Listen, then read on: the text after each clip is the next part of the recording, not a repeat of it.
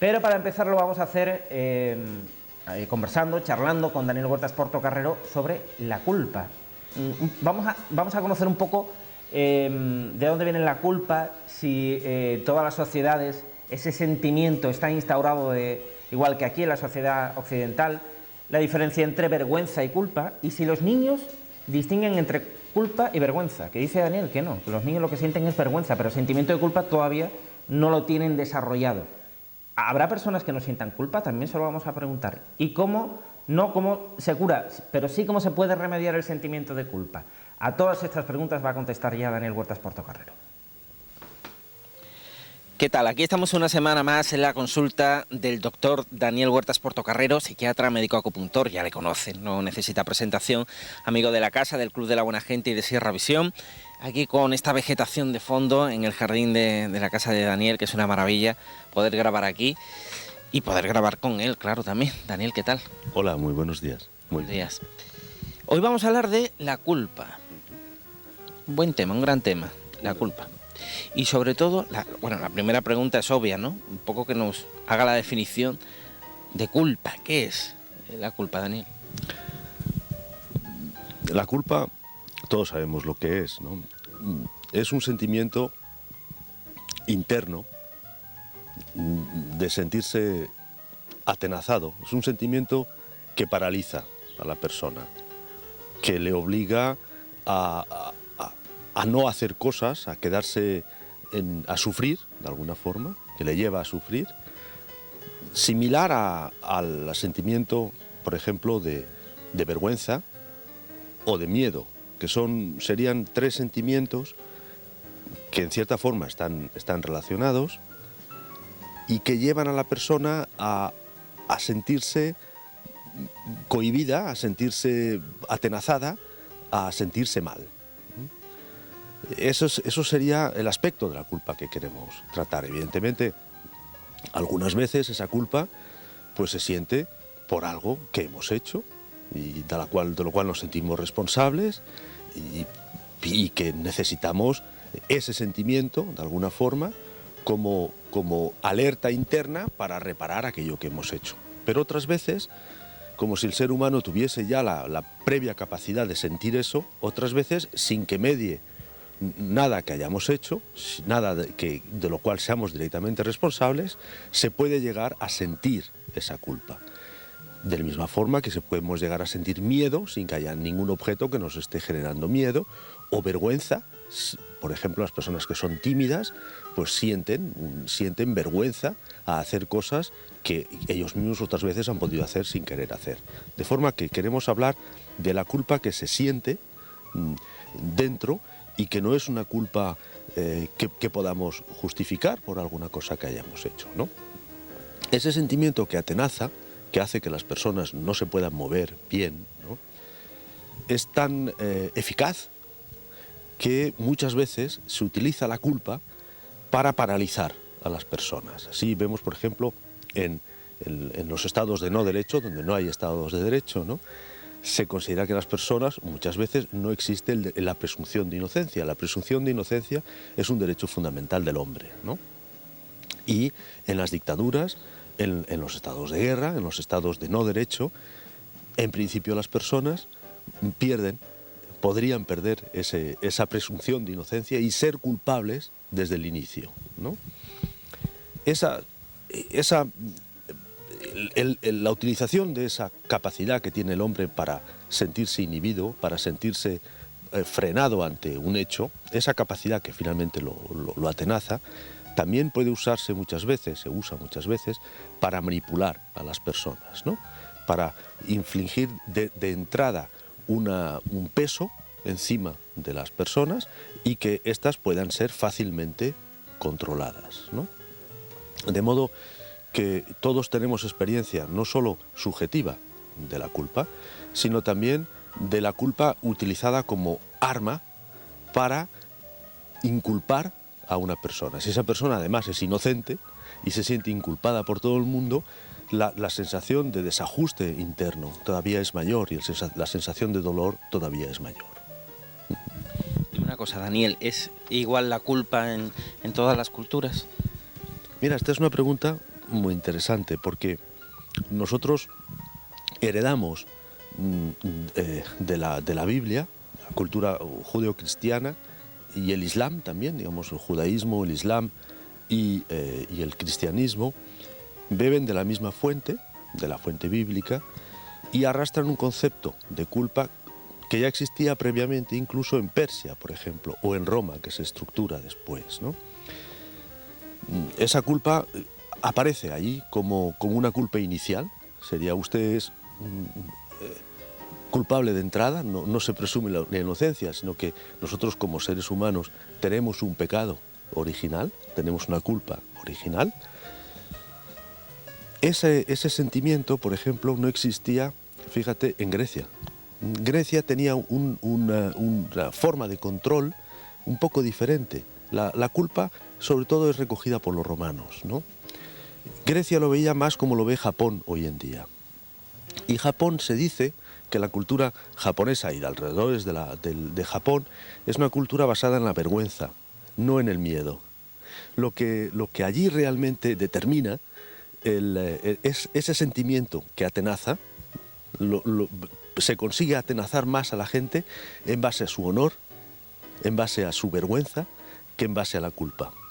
Pero también es curioso, por ejemplo, que los niños pequeños, los que son muy pequeñitos, no tienen sentimiento de culpa, porque para tener sentimiento de culpa hay que tener un yo, hay que saber quién es uno. Un día hablaremos de lo que es el yo. Hay que tener ya una pequeña sensación de lo que es uno. Tiene que ser un hombrecito de un poco más de 2 o 3 años para que él pueda tener culpa. Pero sí lo que tiene es vergüenza. Por ejemplo, incluso los animales pueden sentir vergüenza. La vergüenza es todavía anterior a eso. Y un niñito pequeño, se hace algo mal en clase y se le quiere enseñar, no se le puede decir tú eres culpable, porque es que no entiende ese concepto. Ese concepto es un concepto posterior, ¿no? También eso nos indica que es un concepto más evolucionado del ser humano. De forma que no todas las culturas, como ves, por ejemplo, los griegos utilizaban algo a medio caballo, más cerca de Japón, de la vergüenza social. Sócrates perdió una especie de moción de censura política que hizo y se le pidió que se autoinculpara. En Grecia se usaba eso, se usaba la posibilidad de autoinculparse, de autoinfligirse la culpa. Y entonces el propio inculpado podía buscarse su culpa, o el abogado acusador proponer otra culpa para él, porque podía ser que el que se buscara la culpa se buscara de hecho una salvación, no una culpa. Entonces el jurado elegía entre la culpa que se autoproponía el propio inculpado y la culpa que le proponía el abogado de la parte contraria. Y Sócrates decidió, pues como había perdido, beberse la cicuta y matarse. Entonces ahí impera más la vergüenza, más la etiqueta que la ética, digamos, desde nuestro punto de vista, ¿no?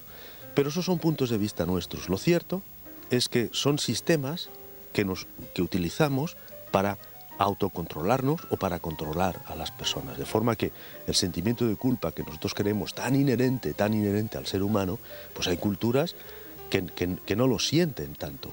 Por ejemplo, en tibetano no existe palabra para decir culpa. No existe palabra. Existen otras palabras que vienen a hablarnos de sentimientos similares, ¿no? Has hablado hace un momentito en una de las respuestas, así por encima, de la vergüenza. Entonces la pregunta, claro, que se harán muchos espectadores, que te traslado yo ahora mismo, es si es lo mismo vergüenza y culpa, si se parecen en algo o no tienen nada que ver. Se parecen en el hecho de que ambas, tanto la vergüenza como la culpa, atenazan. Ahora bien, la culpa es más bien un sentimiento autorreferido, hacia adentro. Yo me siento culpable y yo dentro, ¿no? Y siento ese dolor internamente. La vergüenza es más un sentimiento que uno siente frente a los demás. Yo me siento ridículo o tengo vergüenza porque son los demás los que me van a ver a mí así. La culpa es más hacia adentro y la vergüenza es más hacia afuera. Pero eso es un matiz. El efecto de las dos es muy similar. El dolor que se siente dentro, la inhibición, cómo atenaza, cómo inhibe, es muy similar, ¿no? Y por eso los tenemos que ver como sentimientos que impiden. Ahora hay que ver si están impidiendo algo cierto o algo que no es cierto. Por ejemplo, San Agustín recoge de Platón también, y luego el derecho canónico, y en fin, mucha literatura sobre ello, recoge la sensación de culpa buena y de culpa mala, siendo la culpa buena el hecho de haber hecho algo y que nos avergüenza o de lo cual nos sentimos responsables y que requiere una reparación, y la culpa mala como una tentación diabólica que es en el fondo pues una enfermedad de sentirse culpable sin nada que nos lo esté poniendo, nada que nos lo esté provocando. Yo creo que además con el ejemplo del niño entendemos fácilmente, ¿no?, la diferencia entre vergüenza y culpa, ¿no? Pero ¿hay enfermedades en las que uno puede sentirse culpable, Daniel? Pues sí. Es decir, como tal sentimiento es un sentimiento de autocontrol pero que puede llegar a ser un sentimiento autodestructivo. Un sentimiento en donde una persona esté sintiendo culpa hasta sentirse atenazada por eso y controlada por eso, ¿no? Entonces esos sentimientos negros de la conciencia pues los podemos encontrar en la depresión, por ejemplo, ¿no? En donde muchas veces la persona que está deprimida pierde el horizonte y también se siente culpable. No sabe de qué, pero se siente culpable. Como si ambas cosas en algún punto se reunieran. Se reunieran la incapacidad para ser, para desarrollarse, con la sensación interna de culpa, ¿no? También lo podemos encontrar en las situaciones victimizadas, ¿eh? Cuando, de forma general, cuando uno es víctima, por ejemplo, víctima de una agresión, lo vemos mucho en donde hay violencia familiar, en las mujeres, normalmente las mujeres que están sometidas a violencia, sienten culpa. Es como un circuito permanente de haga yo lo que haga, todo va a estar mal. Una sensación de victimización y de dolor muy grande, ¿no? Claro, está muy relacionado con la depresión, porque eso inhibe, hace que la persona no pueda hacer cosas y le suministra una sensación de dolor permanente, ¿no?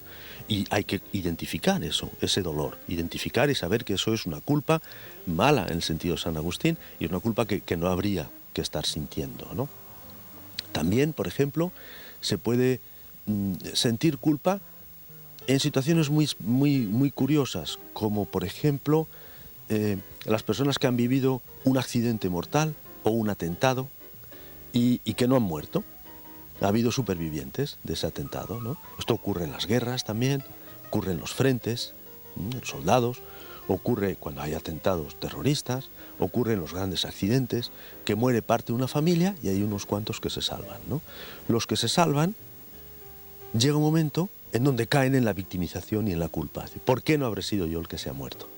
Esa otra elaboración, digamos, es como si esa tecla, perdón, esa tecla que tiene el ser humano de control de él mismo, pudiese ser tocada desde fuera y ponerse a funcionar, ¿no? Es lo mismo que la relación entre tristeza y depresión. Estar triste es necesario, porque hay que hacer duelo de las cosas, pero estar deprimido es un exceso de tristeza, es ya la enfermedad. Pues es lo mismo, sentir culpa, pues a veces es necesario, pero sentirse permanentemente culpable en ausencia de causa para que uno se autoinculpe, pues ya es estar enfermo. Parece impensable, Daniel, pero te lo tengo que preguntar, ¿no? ¿Hay personas que no sienten culpa? ¿Puede haber seres humanos que no sientan ese sentimiento, ¿no?, de la culpa? Pues sí, claro.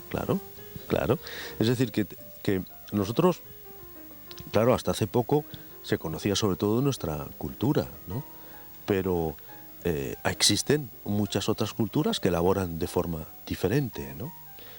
Y ese sentimiento, como hemos visto antes, que puede ser de vergüenza o puede ser de otro matiz, pero que es un sentimiento que lleva a estar a uno atenazado, se puede llegar a ver de otra forma. Pero hay enfermedades, situaciones concretas o situaciones transitorias en donde se pierde la culpa. Hay una enfermedad grave, muy grave, que es la que tienen lo que llamamos los psicópatas, digamos, son los delincuentes en serie, pueden ser los asesinos en serie, los ladrones, las personas que agreden a los demás, muchas veces tienen una patología social, son personas que son socialmente agresivos y dentro de su patología pues tienen la ausencia, la total ausencia de toda sensación de culpa. Ellos cometen sus delitos sin sentir ningún tipo de dolor, ¿no?